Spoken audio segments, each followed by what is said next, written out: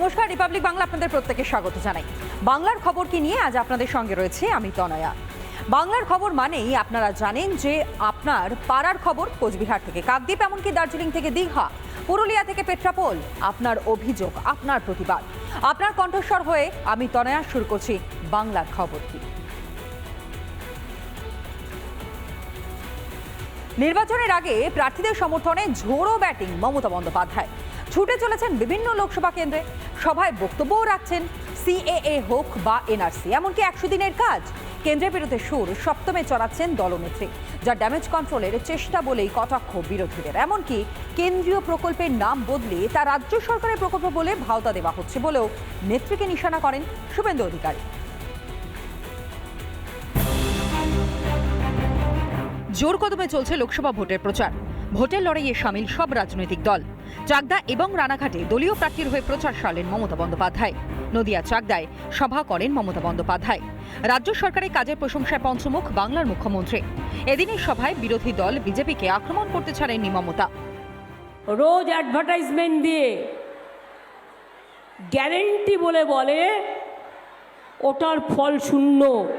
আজ পর্যন্ত কোনো দিন ওরা মানুষের কাছে কথার কোনো দাম রাখেনি। রানাঘাটে বিজেপি প্রার্থীর হয়ে প্রচারে যান শুভেন্দু অধিকারী। সেখানেই তৃণমূলকে তুলোধনা করেন তিনি। মমতা বন্দ্যোপাধ্যায়ের বক্তব্যের পাল্টা দিলেন বিরোধী দলনেতা।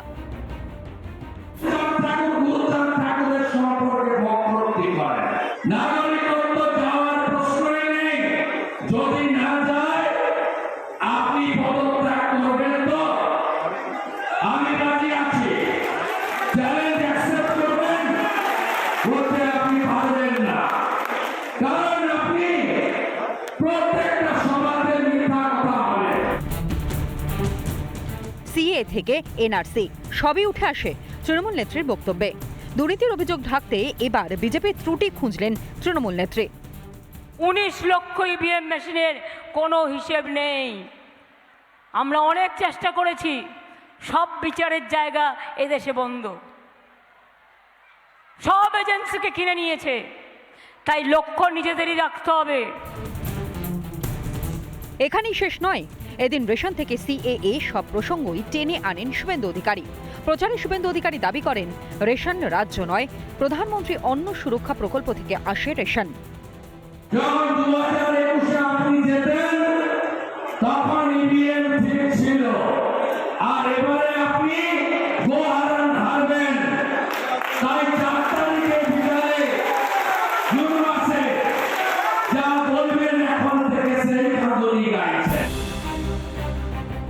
বানের পাল্টা বান চলছেই।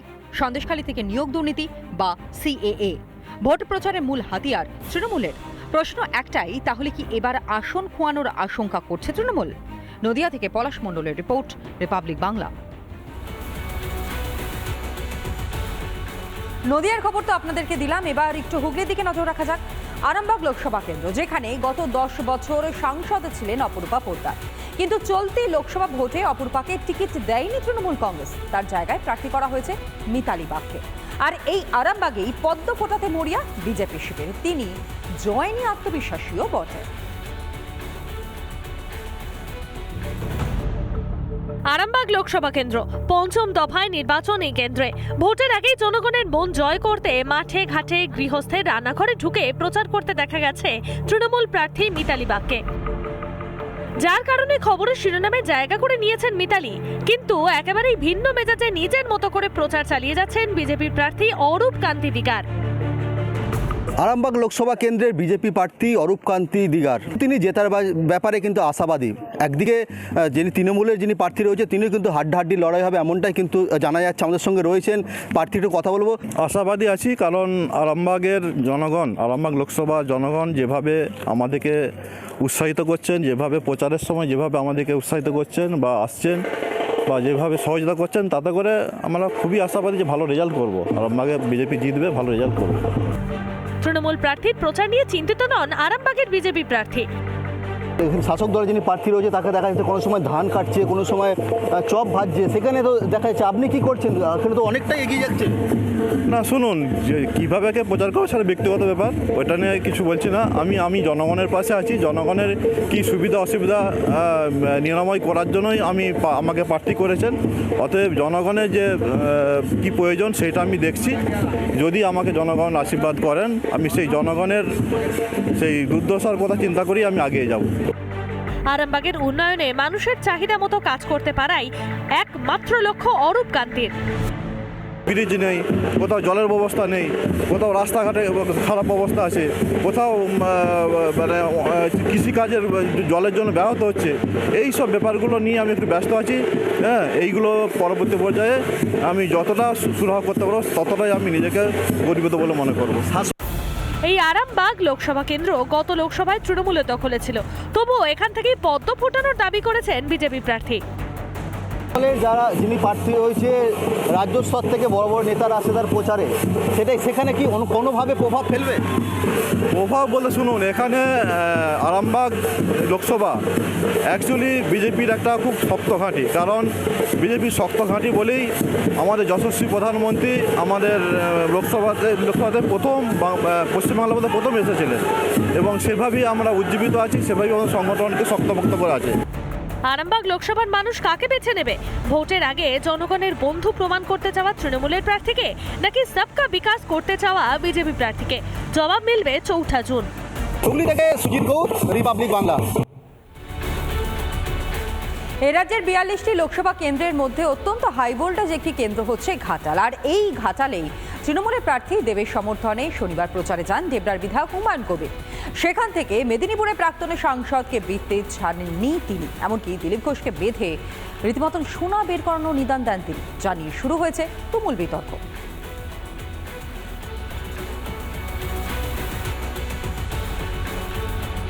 দিলীপ ঘোষটা পালিয়ে গেছে, এটা দুধের মধ্যে থেকে সোনা বার করতো, সেটা এখান থেকে পালিয়ে সেই দুর্গাপুরে চলে গেছে। নাহলে ওকে এখানে আসলে আমি বলতাম যে বেঁধে রাখবেন, যে দুধ খাইয়ে 5 লিটার, পরের দিন বলবেন 5 গ্রাম সোনা দিয়ে যাও, পেছাব করে দেখি তোমার ক্ষমতা। আরও একবার জনসমক্ষে চলে এলো মমতা বন্দ্যোপাধ্যায়ের মিথ্যাচার। নির্বাচনী প্রচার থেকে বারবারই জোর গলায় প্রধানমন্ত্রীর বিরোধিতা করতে শোনা যায় তাকে। এমনকি পাইপলাইনের মাধ্যমে বাড়ি বাড়ি গ্যাসে পৌঁছে দেওয়ার কাজ বাংলাতে হয়নি বলেও প্রচার মঞ্চ থেকে দাবি করেছেন মুখ্যমন্ত্রী মমতা বন্দ্যোপাধ্যায়। তবে সত্যিটা ঠিক কি তা জানতেই কাকসার গ্রাউন্ড জিরোয় আমাদের প্রতিনিধি। দেখুন।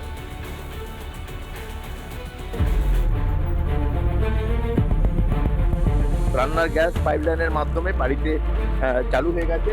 আমি তো দেখাতে বলবো, ইন্ডিয়ান অয়েলের সঙ্গে আদানি গ্রুপের যে joint venture project natural gas pipeline এখানে চালু হয়ে গেছে 23শে জানুয়ারি থেকে।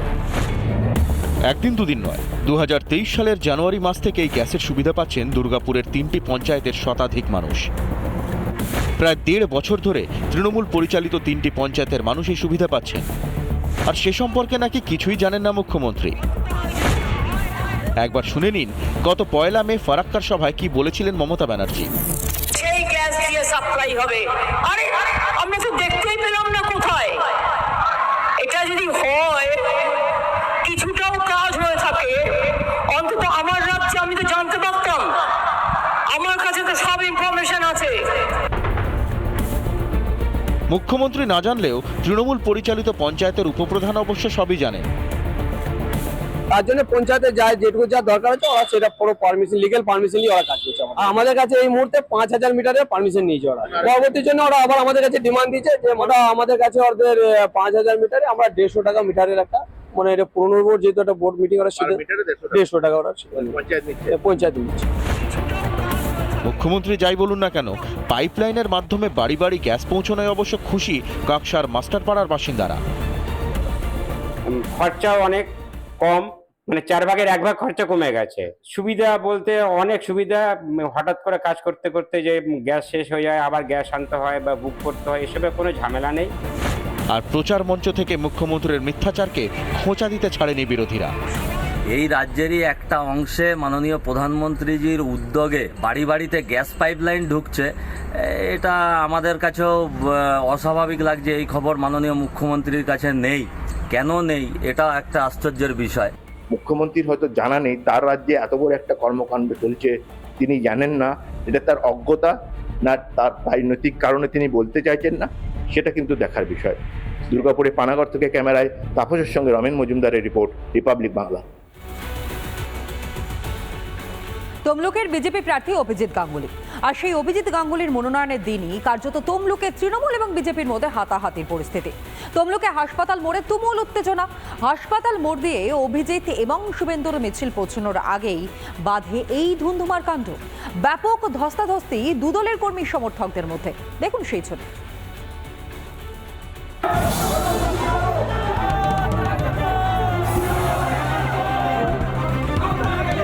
তমলুকের তৃণমূল বিজেপি হাতাহাতি। অভিজিৎ গাঙ্গুলির মনোনয়নের আগে তমলুকের হাসপাতাল মোড়ে তুমুল উত্তেজনা।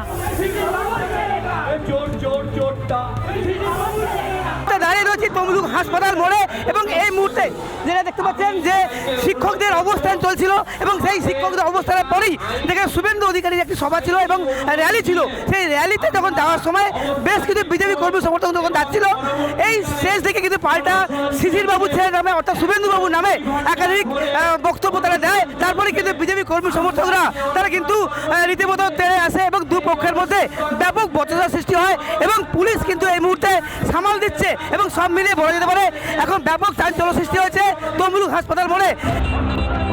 তমলুক লোকসভা কেন্দ্রের বিজেপি প্রার্থী অভিজিৎ গাঙ্গুলির মনোনয়নপত্র জমা দেওয়ার আগে রাজবাড়ী ময়দান থেকে বর্ণাঢ্য পদযাত্রা করে বিজেপি।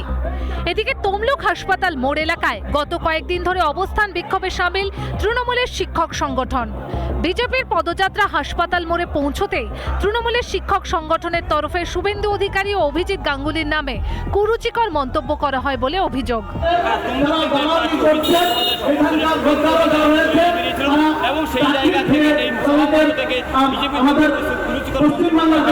বিজেপি নমিনেশন কর্মসূচি ছিল, আমরা রাজধানী থেকে র্যালি করে হাসপাতাল মোড় অবধি এসেছিলাম। এনারা আমাদের যা মিছিল রুখেছে, সাথে সাথে আমাদের নেতা বিরোধী দলনেতা শুভেন্দু অধিকারীকে অপছন্দায় গালাগালি দিয়েছে। এতে লজ্জা থাকে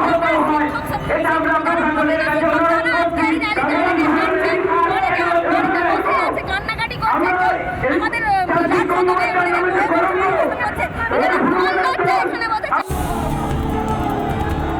এরই প্রতিবাদ করেন বিজেপির কর্মী সমর্থকেরা। তৃণমূলের সঙ্গে বচসা হাতাহাতি শুরু হয়। আমরা লড়াই করছি, শিক্ষকের গায়ে হাত দিয়েছে।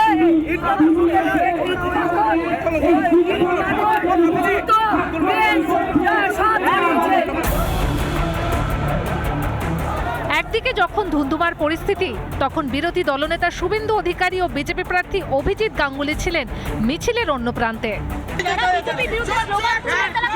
তৃণমূলের লোক ও মহিদুলদের পাঠিয়েছে ভাড়া করে, ভাইপো টাকা দিয়ে পাঠিয়েছে, চোর ভাইপো পাঠিয়েছে, এখানে কিছু করতে পারবে না। যত করবে ওর পিসি, ওর ভাইপোর পিসিকে হারিয়েছি আমরা, আবার হারাবো। ওরা হচ্ছে তৃণমূলের সাজানো লোকজন, ওরা এসব বলবে। ওদের কুণাল ঘোষই তো বলে গেছে যে 2021 থেকে এই চুরি চলছে।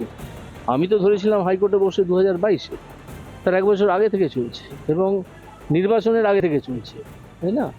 তো এটা সবই ওই ওদের যে মুখ্যমন্ত্রী নাকি একটা বলে, সে জানতো সবই, সে ওই চুরির মধ্যে আছে। আশা করছি শিগগিরই ধরা পড়ে যাবে। ঘটনাস্থলে নামে বিশাল পুলিশ বাহিনী ও র্যাব। রীতিমতো ধুন্ধুমার পরিস্থিতি ঘটে তমলুক হাসপাতাল মোড়ে। প্রসূন ব্যানার্জি, বিষ্ণুব্রত পঞ্জার রিপোর্ট, রিপাবলিক বাংলা।